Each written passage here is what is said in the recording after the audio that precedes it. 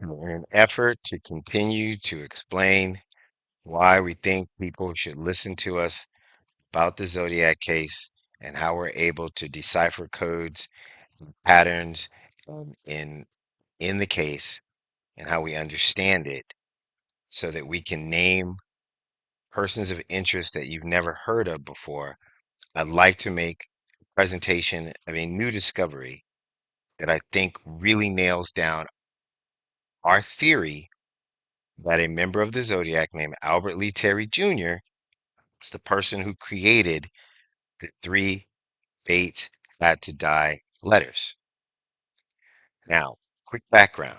We believe it's a man named Albert Lee Terry Jr. from Vallejo. His name was in the Z408 cipher, and we found it as a truncated version where you took out some of the consonants or some of the vowels, put it in the code, and we looked at a 1968 Vallejo phone book. And in that phone book, when we were deciphering some other zodiac stuff, like the car door from Lake Berryessa, came up with a phone number. It's actually a math problem.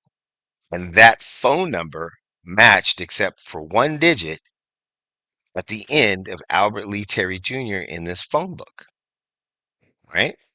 That was the first time we saw his name. We didn't know who he was. We were looking for a phone number.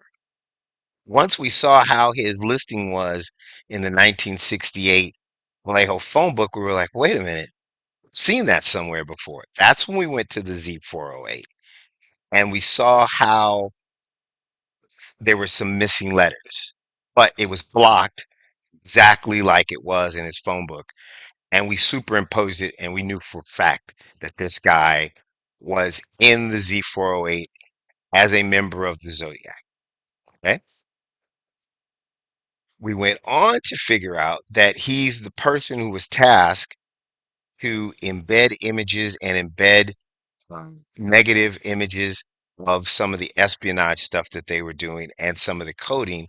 But he had this talent for doing drawings and designs, and he liked to turn letters in the pictures and pictures in the letters. That's his skill, right? The Cheri Joe Bates letters, we found this center one had those embedded images. We have a video of all that, and that matches all the other stuff that he's done, which made us curious. Okay. We accept that he's part of the Zodiac, but in 1971, he faked his death, right?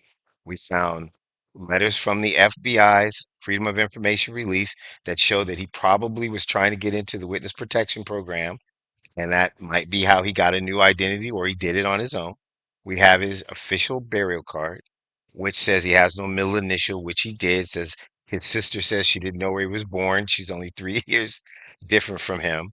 And he supposedly died in Las Vegas, but Las Vegas has no record of a person's named that. Albert Lee Terry Jr. investigation of death, and they said at his age, there would have been an investigation. That's not private information in Vegas. So for us, it's a lock that he's not dead. But before he even faked his death in 1966, we believe that he wrote these letters.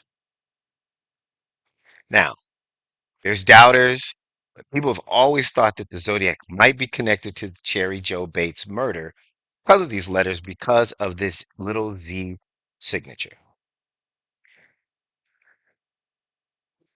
That is what I want to focus on. In our experience, this Z does not look like the other Zs that were in the Zodiac later in 68, 69, all the other communications. But it does look like a Z. So we're thinking this is the beginning of the Zodiac.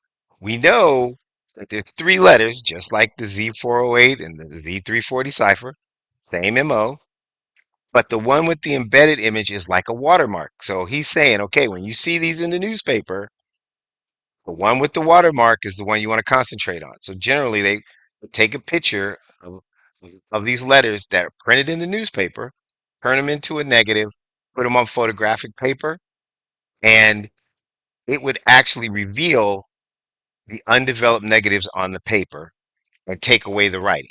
And we've shown you how that's done. It's a great technique. It's spy stuff. You can turn natural paper into photographic paper using a salt solution. That technique was developed in the 1800s. So Albert Lee's a very ingenious little guy, right? But he does really wonderful things with letters and symbols. So, Stephen,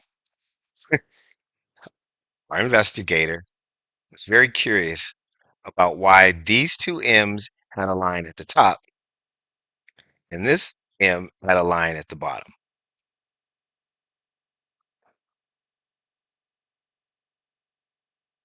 And we knew that this one had the watermark. So he wants us to concentrate on that letter for whatever information he's trying to send to the rest of the zodiac, where they're trying to use the terror to the public to get these things published. Now, I don't know if they were involved in this murder or not, but they definitely took advantage of the murder to begin this technique of public terrorism. And they may have known who took her life. Therefore, some of those embedded images may either be firsthand knowledge or Albert was there. I have no idea, but they're connected. I want to show you how I can almost positively, in my mind, we're positive this is Albert Lee Terry Jr. Right? So Albert Lee Terry Jr. lived in Vallejo at 1906 Ptolemy Street. You remember, Zodiac called the police from Ptolemy Street and Springs Road, that phone booth, after I believe the Lake Berryessa murder.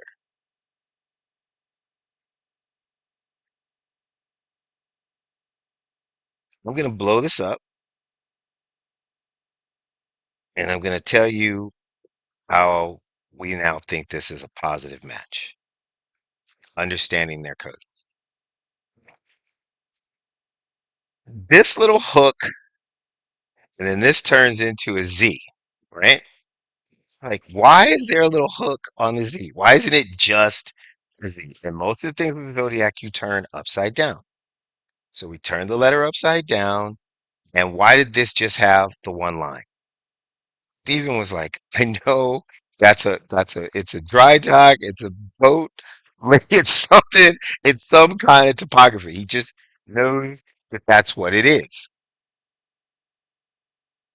And I am Stephen. So I talk about myself in the third person because I don't always give my name out when I'm dealing with the public because this is very sensitive information and there's people that have killed people. And so I have an online persona and I have a personal persona. So excuse me. I really want you to concentrate on this and understand what it is. 'Cause this is real proof. You say, give me real proof. I'm going to show you real proof. This is a map. That's a map, and this is part of the map. Okay. I'm looking at the topography on Google Maps, and I said, that's it. That's where it is. So you see this little hook right here? That's this right here.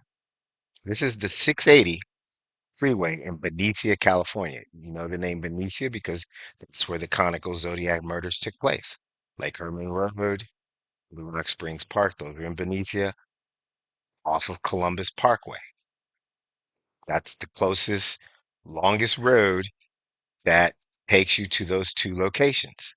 It also connects to Springs Road, which connects to Tuolumne Street, where the phone booth was, right? This guy is telling you or telling somebody how to get to his house, or he's saying, hey, I'm the Zodiac in Vallejo. It's one of those. This U is this U right here, the 680. Okay.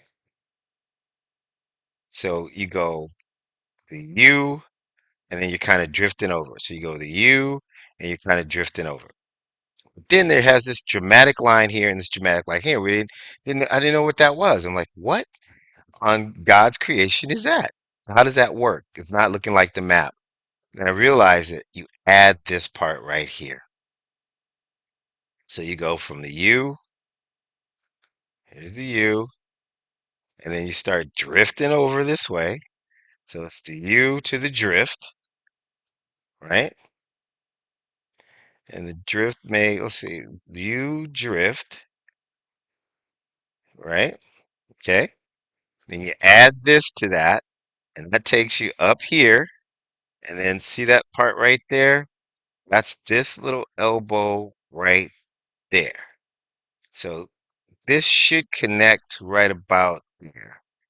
Now maybe he took the street from here to there to make it a little more blunt, but if you just take the straight 680, maybe say you got to get off on the street or something to get to Columbus Parkway. That might be what it is, right? So that's the exit. And then you go over, and then you just go up Columbus Parkway to this little bend right there, little elbow to right here. Well, right here is kind of like a dead end. It's like kind of it blocks off right at Springs Road. It's different than all the others because it tails off this way to like a dead end, and Springs Road is where you got to go right there, right? And so this part right here is Springs Road. It comes across, it dips down right here because it crosses under the freeway. It becomes another street for a half a second and then comes back to bring Springs Road. This kind of little thing right here, right? So that's this, right?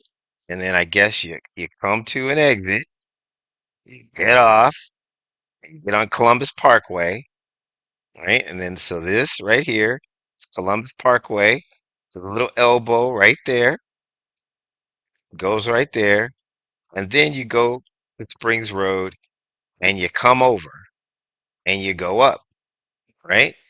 I believe that this line right here was just because he wanted to make it a Z, right? So it looks like a Z. So it's the zodiac, right? Dude's house is right here. He lived at 1906 Ptolemy Street. So this map, this little symbol right here, takes you directly to his house. This symbol is a map to Albert Lee Terry Jr.'s home in Vallejo, California. I'm gonna close this video out, but I'm gonna show it to you one more time. I turn this map upside down. So this is the Bates letter. This is the one with the embedded images. These two M's cross at the top. So handwriting experts are looking for handwriting. They're not looking for maps, but this one has a drop down. The embedded images are his watermark. That's the signal to whoever sees it in the paper to take a picture of that one so that they can reverse the negatives or get whatever other codes are in these letters to make it work. These two base letters have T's. This T looks like an I. So there's more code in here. I haven't figured it out yet. But the one symbol that everybody thought made it a zodiac were right. But not just because it had a Z, but because the person in the zodiac that created this letter, who created almost all the embedded images in all their communications so that the writing would fade away and whatever they wanted to hide would come up, made sure he signed it, right? With his address. He made this M, he made this little U, he made this line and that line. So again, the U is here, the 680, right? And then you come to some point like here, get off, right? And you're going up Columbus. That's what these are. So this is 680 to Columbus to Springs Road, and then Ptolemy to Albert Lee's house. That's what this says in Google's map. So this is this. You come up to here, you get off, get on Columbus Parkway, right? Which is here. You take Columbus Parkway, right, to this little elbow right here. So you know that you're bearing left. So you're gonna bear left, and then you come to the end. If you blow this up, it ends. It's like Springs Road is basically only where you can go let you just go into like a drift into a little dead end. Right? So that's where this is, this little dead end where it drops, it goes off into nowhere over here. It just takes Springs Road, go this way, and somehow he tells him it's Tulumi Street. I don't know how he does that, but it's in here somewhere. I'll find it. And then if you go up Tulumi Street to 1906, you're at Albert Lee's house, which pretty much was the home base camp, I believe, for at least the Blue Rock Springs murder and the Lake Herman Road murder, because when you take those addresses and you put them in Google and you match it up with the police reports, especially the phone call from Tolumian Springs Road, it all matches up to the timeline. And so they had to be somewhere close by.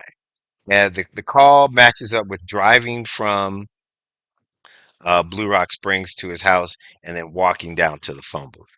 All right. So that and this combined together is a map from this point here to Albert Lee Terry Jr.'s home. That's proof, not to mention all the embedded images and all the other information. I mean, at some point, none of it, you can't, come on. This, this is the guy. This is the guy.